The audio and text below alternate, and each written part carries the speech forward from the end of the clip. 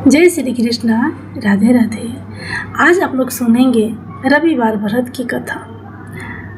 पौराणिक कथा के अनुसार प्राचीन काल में एक बुढ़िया माई रहती थी। वह नियमित रूप से रविवार का व्रत करती। रविवार के दिन सूर्योदय से पहले उठकर बुढ़िया माई स्नान आदि से निवृत्त होकर आंगन को गोबर से लीपकर स्वच्छ करती। उसके बाद सूर्य भगवान की पूजा करते हुए रविवार व्रत कथा सुनकर सूर्य भगवान का भोग लगाकर दिन में एक समय भोजन करती। सूर्य भगवान की अनुकंपा से बुढ़िया को किसी प्रकार की चिंता एवं कष्ट नहीं था। धीरे धीरे उसका घर धन धान्य से भर रहा था। उस बुढ़िया को सुखी होते देख उसकी पड़ोसन उससे जलने लगी। बुढ़िया ने कोई गाय नहीं पाल रखी थी, अतः वह अपनी पड़ोसन के आंगन में बंधी गाय का गोबर लाती थी।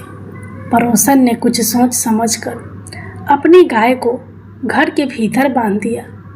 रविवार को गोबर ना मिलने से बुढ़िया अपना आंगन नहीं लिप सकी। आंगन ना लिप पाने के कारण उस बुढ़िया ने सूर्य भगवान को भोग नहीं लगाया और उस दिन स्वयं भी भोजन नहीं किया। सूर्यास्त होने पर बुढ़िया भूखी प्यासी सो गई। प्रातः काल सूर्योदय से पहले उस बुढ़िया माई की आँख खुली तो वह अपने घर के आंगन में सुंदर गाय और बछड़े को देखकर हैरान हो गई। गाय को आंगन में बांधकर उसने जल्दी से उसे चारा लाकर खिलाया। पड़ोसन ने उस बुढ़िया के आंगन में बंधी सुंदर गाय और बछड़े को देखा तो वह उससे और अधिक जलने लगी। तभी गाय ने सोने का गोबर किया।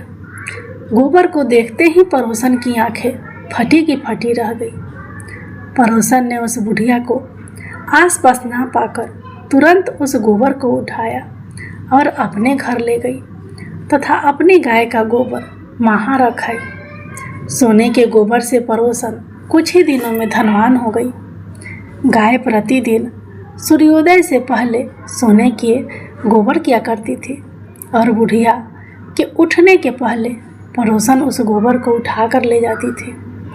बहुत दिनों तक बुढ़िया सोने के गोबर के बारे में कुछ पता ही नहीं चला। बुढ़िया पहले की तरह हर रविवार को भगवान सूर्यदेव का व्रत करती रही और कथा सुनती रही। लेकिन सूर्य भगवान को जब पड़ोसन की चालाकी का पता चला तो उन्होंने तेज आंधी चलाई। आंधी का प्रकोप देखकर बुढ़िया ने गाय को घर के भीतर बांध दिया। सुबह उठकर बुढ़िया ने सोने का गोबर देखा। उसे बहुत आश्चर्य हुआ। उस दिन के बाद बुढ़िया गाय को घर के भीतर बांधने लगी। सोने के गोबर से बुढ़िया कुछ ही दिनों में बहुत धनी हो गई। उस बुढ़िया माई के धनी होने से पड़ोसन बुरी तरह से जल भूनकर राख हो गई और उसने अपने पति को समझा बुझाकर उसे नगर के राजा के पास भेज दिया। सुंदर गाय को देखकर राजा बहुत खुश हुआ।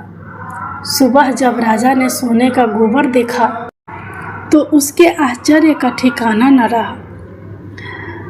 उधर सूर्य भगवान को भूखी प्यासी बुढ़िया को इस तरह प्रार्थना करते देख उस पर बहुत करुणा आई।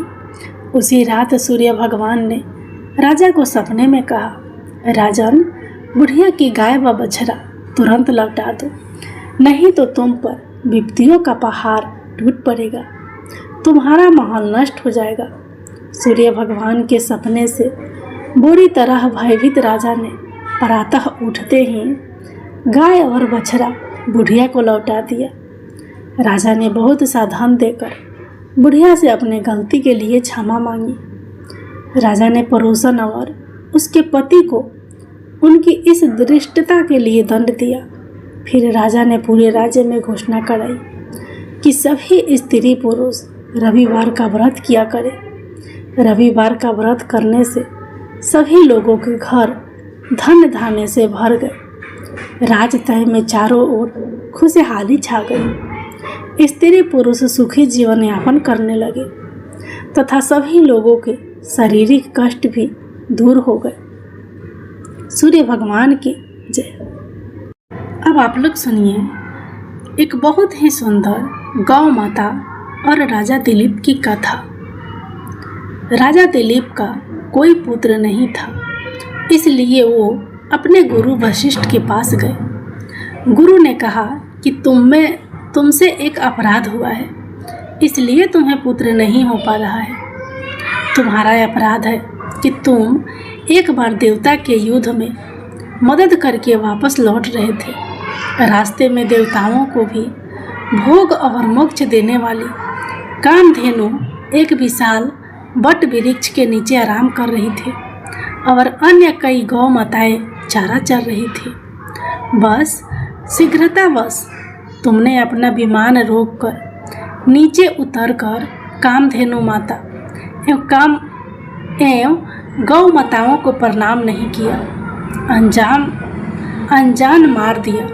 जबकि रास्ते में कहीं भी गौवंश दिखे उनको राह देते हुए दाएं होकर प्रणाम करना चाहिए। ये बात तुम्हें गुरुजनों ने पूर्व में बताई थी। यहाँ गौ अपराध और गुरु आज्ञा का उल्लंघन हुआ, इसलिए तुम्हारे यहाँ पुत्र की प्राप्ति नहीं हो सकती। जरा सोचो, हम तो कभी प्रणाम नहीं करते, क्या हमारे पुत्र होंगे? आजकल पुत्र कहाँ पैदा हो रहे? आजकल तो लड़के पैदा हो रहे जो हमेशा माँ बाप से लड़ाई कर। वो लड़का महाराजा दिलीप गुरुजी के पास जाकर रोने लगे। गुरुजी, कोई तो उपाय होगा। गुरु वशिष्ठ ने कहा, जा ये नंदिनी गौ माता को ले जा और इस नंदिनी गौ माता की संतुष्ट होते ही पुत्र रत्न की प्राप्ति हो सकती है। नंदिनी गौ माता ही कामधेनु गाय की पुत्री है। अब तुम्हें पुत्र केवल गौ माता दे सकती है। राजा दिलीप ने नंदिनी गौ माता की बहुत सेवा की। जब गौ माता चले तो वो भी चलते थे, जब गौ माता खाए तभी वो खाते थे। एक दिन गौ माता ने दिलीप राजा की परीक्षा करनी चाहिए। जैसे ही प्रकृति का सौंदर्य निहारते राजा दिलीप की दृष्टि फिरी, नंदिनी गौ माता गुफा में चली गई। उस गुफा में एक शेर था। शेर ने गौ माता को पकड़ लिया और गौ माता करुण पुकार कर डकारने लगी। राजा दिलीप से मदद की गुहार लगाने लगी। याद रहे, राजा दिलीप गुरु कृपा से चर अचर सभी प्राणियों की भाषा समझ लेते थे। दिलीप राजा ने शेर के ऊपर जैसे ही धनुष बाण संधान किया, उनका हाथ जहाँ का वहाँ जाम हो गया। वे निशक्त हो गए, क्योंकि यह सब खेल नंदिनी गाय का था। गाय का एक रूप भगवती दुर्गा भी है। वहीं देव दानव यक्ष किन्नर और मानवों को शक्ति प्रदान करती है। यहाँ तक कि भगवान शिव की पराशक्ति भी यह गौ माता ही है। जब हाथ जकड़ गया, राजा दिलीप मुंह से ही चिल्लाए, मेरे गुरु जी की गौ माता को छोड़ दो और बदले में मुझे खा जा। मुझे कोई दुख नहीं होगा, मगर हे सिंहराज, आपने इस नंदिनी गाय को आघात पहुंचाया तो मैं जीते जी मारा ही समझो। शेर ने कहा कि अरे, तू तो एक राजा है, मुझे गाय को खाने दे और वशिष्ठ जी को इस गाय के बदले दूसरी 1000 गाय दे देना। क्यों ऐसी बेवकूफ़ी कर रहा है? दिलीप ने कहा, नहीं, ये गौ माता को छोड़ दे और मुझे खा ले। बस मैं और कुछ नहीं जानता। बस गौ माता हमसे इतना प्यार चाहती है। और गौ माता ने राजा से कहा कि बस मैं तुमसे प्रसन्न हूँ, मैं तो तुम्हारी परीक्षा ले रही थी। ऐसा कहकर गौ माता ने अपना समस्त वैभव राजा को दिखा दिया। और राजा ने कहा कि मुझे पुत्र चाहिए, और गौ माता की कृपा से दिलीप राजा ने रघु जैसा पुत्र प्राप्त किया, जिनके नाम पर ही आगे रघुवंश चला। इसी रघुवंश में आगे जाकर स्वयं भगवान राम के रूप में नारायण प्रकट हुए। बोलो गौ माता की जय।